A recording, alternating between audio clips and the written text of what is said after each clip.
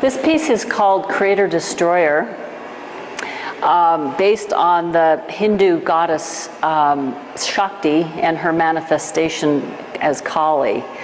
So the dome in the middle represents Shakti, the moon goddess. So Shakti and Kali, to me, represent the awesome potential for good and evil of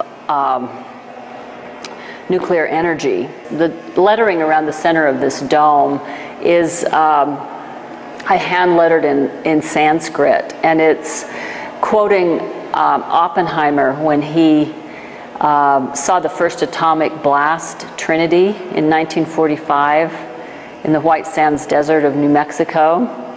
And it was so incredible, no one realized what they were dealing with at that point. And he uttered the words from the Bhagavad Gita, "Now I am time, destroyer of worlds," or it's also interpreted as "Now I am death, destroyer of worlds." At that point they realized that they had an energy that was so extraordinary that the world had never seen that kind of energy. These tubes that radiate out represent nuclear fuel rods. So I have not seen nuclear fuel rods in person, but if you look on the internet, they look exactly like nuclear fuel rods.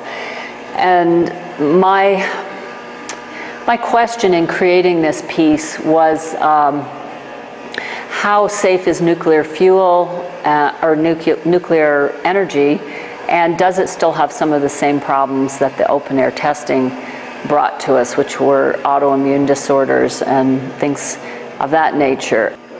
When Oppenheimer saw the explosion, people around him commented that they could see the bones through their hands, in their arms, and it's said that the sand at ground zero turned to green glass. We have to go back and remember that in the 50s, 60s, and 70s, when the open air testing was going on, that was the height of the Cold War, and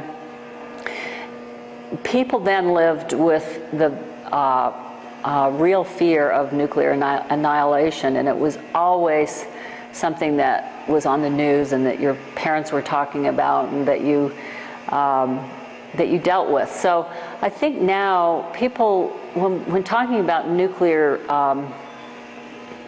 energy being a source of clean energy, I think that's very true, but I think that people who remember the 50s, 60s, and 70s and the Cold War have a little bit more trepidation about going forward until some of those problems of storage can be dealt with.